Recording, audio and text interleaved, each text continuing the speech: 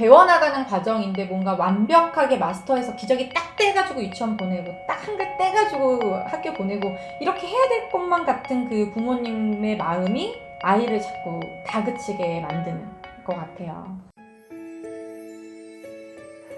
안녕하세요. 육아메이트 오영경입니다. 오늘은 꾸짖지 않는 육아라는 책을 소개하려고 하는데요. 이 책은 제가 한바리딩에서 우리 부모님들께 소개하려고 모셔둔 형제 자매는 한 팀이라는 책이 있어요. 근데 이 책이랑 같은 작가님이 쓰신 책이라서 처음에 책 소개 의뢰가 들어왔을 때 바로 해야겠다 이런 생각을 했죠.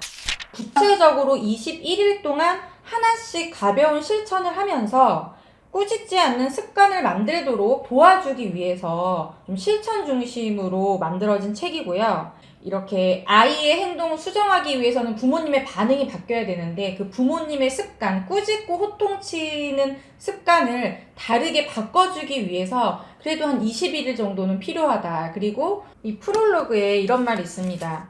아이를 꾸짖지 말아야 하는 가장 단순하고도 중요한 이유는 단 하나, 아무 소용이 없기 때문입니다. 꾸짖고 호통치고 벌을 주는 걸로는 아이의 행동을 변화시킬 수 없다는 말인데, 아니 나는 꾸짖고 호통쳐야지만 아이가 말을 듣던데? 이렇게 생각하시는 분들도 계실 텐데, 이거는 훈육의 어떤 목적을 아이의 행동을 멈추는 거에만 집중한 생각인데요. 예를 들어서 양치를 거부하는 아이라면 우리가 어떻게든 강제로 팔을 껴서라도 데려가서 양치를 시킬 수 있죠. 하지만 아이가 양치 끝난 다음에 양치하는 거 짜증나. 왜 매일매일 해야 되는 거야? 이렇게 생각을 한다면 양치를 하면 너한테 더 좋은 거야 라는 가치 전달은 안 됐기 때문에 훈육에 성공했다고 볼 수가 없는 거죠. 그 본문 내용을 보면 파트 1 워밍업에서 내가 아이에게 화내는 진짜 이유는 48페이지에 우리는 시간에 따라 다르게 반응한다. 나이, 장소, 나의 감정 상태는 어떠한가 체크하라고 나와 있습니다. 쉬운 훈육과 어려운 훈육이 있어요. 어려운 훈육 중 대표적인 것이 바로 이게 시간에 쫓기는 훈육입니다. 잘 시간이어서 이제 샤워하고 나와서 옷을 입히는 거 하고 아침에 어린이집을 등원해야 되는데 옷 입히는 거 하고 뭐가 더 어렵겠어요?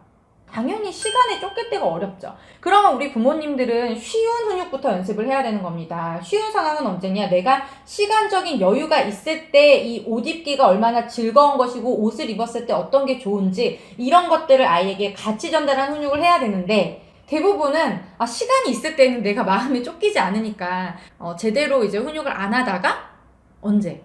당장 시간이 급할 때는 아이를 자꾸 이제 다그치게 되면서 오히려 옷 입기가 더 거부하게 되는 상황이 생기죠. 그 시간에 쫓기는 건 발달적인 시간도 있습니다. 그래서 4살 때까지 기저귀를 못 뗄 때는 이제 천천히 뛰면 되지라고 생각하는 부모님도 5살이 되면 어떻게 마음이 조급해지죠. 그리고 한글을 7살 때까지는 이제 괜찮아라고 생각했다가 당장 이제 초등학교 들어갈 생각하면 부모님 마음이 조급해진다든지 아이의 행동이 아니라 부모의 감정에 따라 이제 조급해지고 자꾸 아이를 다그치게 되는 거죠. 82페이지에 평정으로 가는 첫걸음 이렇게 소개를 하고 있습니다. 내적 평화와 고요는 한 단계씩 밟아 나가면 된대요. 첫 번째 단계는 인정하고 받아들이는 일이다. 우리는 완벽한 부모일 필요가 없다. 그리고 완벽한 아이를 길러낼 필요가 없다. 이를 인정하고 시작해야 된다. 이런 경우들이 있어요. 밥을 안 먹던 아이가 밥을 잘 먹게 됩니다. 이게 내가 하니까 이게 변화가 되고 어머 얘가 안 먹던 아이가 먹네? 또는 변기를 두려워하던 아이가 변기에 앉아서 응가를 했네? 그럼 막 이제 우리가 성취감을 느꼈잖아요. 근데 다음날 얘가 다시 거부를 해. 다시 돌아다니고 다시 밥을 안 먹고 이러면 그 부모님들이 확 그 마음이 떨어진다는 거죠. 근데 모든 아이들이 쭉 가기만 하는 게 아니라 오르락 내리락 오르락 내리락 한다는 거죠. 그걸 우리가 받아들여야 되는데 내려가는 걸 못 참는 거예요. 어떤 이런 문제 상황과 갈등 상황을 같이 함께 파도를 타듯이 겪어내면서 가는 걸로 생각을 해야 되는데 완벽한 그런 모습, 앉아서 스스로 밥을 먹어야 된다라든지 스스로 화장실에 갈 수 있었으면 계속 그렇게 해야 된다든지 이런 어떤 기대, 목표를 세우는 순간 내적 평화와 고요와는 멀어진다는 겁니다. 그래서 이 변화하는 과정에 있다는 거, 발전해하는 과정에 있기 때문에 항상 완벽한 건 없다는 거죠. 그거는 이제 AI죠. 우리는 사람이잖아요. 지금 바로 문제가 해결되지 않는다고 해서 큰일 나는 게 아니다. 아이들은 모든 걸 학습할 수년의 시간을 남겨두고 있다. 배워나가는 과정인데 뭔가 완벽하게 마스터해서 기저귀 딱 떼가지고 유치원 보내고 딱 한글 떼가지고 학교 보내고 이렇게 해야 될 것만 같은 그 부모님의 마음이 아이를 자꾸 다그치게 만드는 것 같아요. 자, 그럼 어떻게 아이들을 꾸짖지 않고 이 파도를 잘 헤쳐나갈 것인가? 5번째 날에 이런 게 있어요. 기다리자. 강요로는 아무것도 바뀌지 않는다. 무언가가 강요로만 작동한다면 실제로는 전혀 작동하지 않는 것이다. 그러니까 아이를 강압적으로 해서는 해결되는 게 없다. 그러면 이제 기다려주라는 건데, 이 기다려주라는 뜻이 뭐냐면 마냥 기다리라는 의미가 아니고요. 선택할 수밖에 없게끔 만드는 게 좀 필요해요. 그래서 저 같은 경우는 어떤 아이가 싫어하는 행동이 있을 때 그 이후에 아이가 좋아하는 활동을 배치시키면서 그 활동에 대해서 기대감을 갖게 하면서 아이가 움직이게끔 한다든지 뭐 이런 방법들을 사용을 하거든요. 그러니까 부모님이 강압적으로 너 이거 지금 숙제해야지 게임할 수 있어 라고 하기보다는 게임에 대한 기대감을 준 다음에 생각할 수 있게끔 해주는 겁니다. 그런데 숙제가 남아있으면 아우 게임 끝나고 나서 숙제해야 되잖아. 게임하면서도 숙제해야 되는 생각 때문에 좀 마음이 불편하지 않을까? 나는 안 불편한데? 그럼 하게끔 해도 돼요. 하게끔 한 다음에 나중에 게임 끝나고 이제 숙제를 해야 될 때 숙제를 미리 해놨으면 다시 이제 즐겁게 게임하다가 잘 수 있었을 텐데 라고 아쉬움을 줄 수도 있는 거기 때문에 좀 바람직한 방향을 선택할 수 있게끔 만들어주는 어떤 상호작용이 필요할 거고, 그게 보세요. 오늘 당장만 내가 목표로 본다면 이런 대화를 했는데 아이가 결국 게임을 선택한다면 부모님 입장에서는 이 훈육이 실패했다고 느끼실 거예요. 근데 우리가 좀 장기적으로 보면서 이때 좀 아쉬움을 주고 숙제를 먼저 할 걸 그랬나라는 생각을 갖게 만들어주면 다음 기약을 또 할 수 있는 거거든요. 그렇게 하루하루가 아니라 이런 하루하루가 모여서 일주일이 되고 한 달이 되면서 습관이 형성되는 거기 때문에 우리 좀 조급해하지 말고 아이가 스스로 생각하게끔 만드는 그런 대화와 훈육의 방법들을 사용하면 좋을 것 같아요. 자, 그리고 9번째 날에는 아이들과 우리만의 루틴을 만들어서 공유하라고 합니다.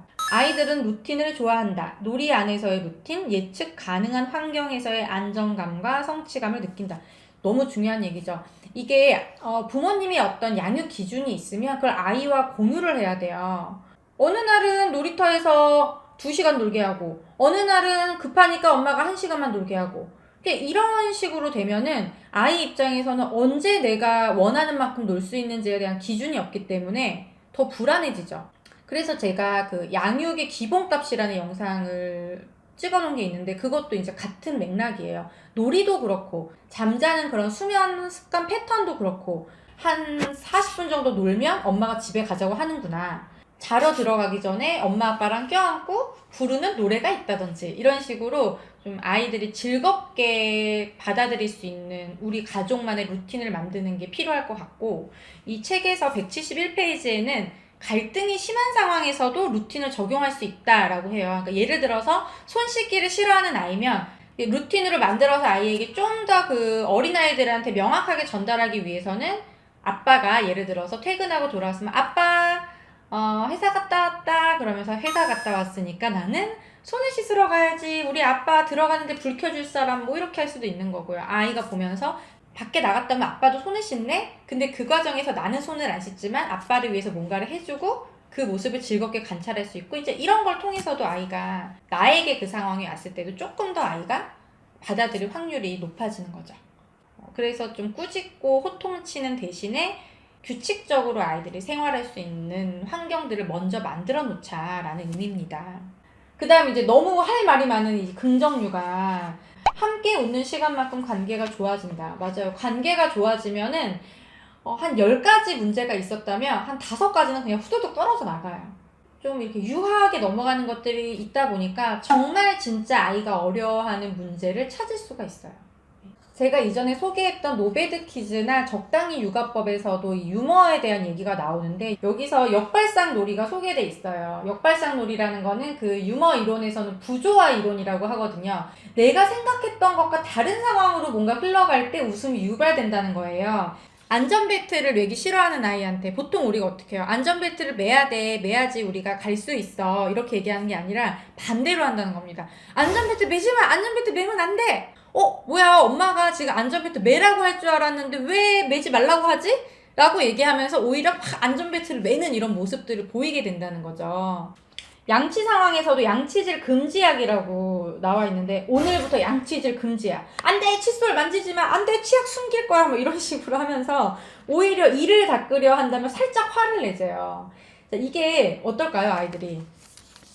통합니다, 이런 것들이. 그러니까 물론 그 전까지 양치에 대해서 굉장히 부정적인 경험이 많고 또는 부모님이 전혀 이런 유머러스한 상호작용을 안 하는 경우라면 아이가 이 상황 자체를 인지를 못해요.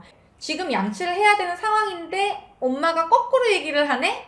치아를 숨긴다고 하네? 이런 게 되게 웃기다라고 생각을 하려면 그 정도 그 상황을 이해할 수 있는 인지 수준이 뒷받침이 돼야 되는 거고 또 이런 것들이 경험적으로 지금 엄마가 얘기하는 저게 장난이구나 라는 걸 아이가 인식을 해야지 웃음이 유발될 수 있는 거죠. 안 그러면은 양치하지 마, 치약 숨길까? 그러면 애들은 막 깜짝 놀라서 울 수도 있어요. 그래서 평상시에 어떤 웃음을 주는 상호작용들을 많이 하는 게 기본이 되어야 되고 그 상황에서 이제 부모님이 이렇게 반대로 표현을 하면 아이들의 웃음이 유발되면서 오히려 양치에 대해서 좀 즐겁게 접근을 할 수 있고요. 그렇다고 문제가 전혀 발생하지 않느냐? 그렇지 않죠. 우리 아이들은 완벽하지 않다고 했잖아요. 부모도 완벽하지 않기 때문에 언제나 즐겁게만 해줄 수는 없죠. 하지만 단 하나 변하지 않은 사실은 뭐냐? 단호한 문제 해결 중심의 훈육보다 긍정적으로 미리 이야기를 나누면서 가치를 전하는 훈육이 훨씬 더 많아야 된다는 거예요. 이 외에도 긍정훈육과 관련해서 예스로 가득한 환경 만들기, 안 돼라는 말 덜 하는 환경 만들기 이런 구체적인 방법들이 소개되어 있으니까요. 긍정훈육의 비율을 높이기 위한 어떤 가이드로 참고하시면 좋을 것 같습니다.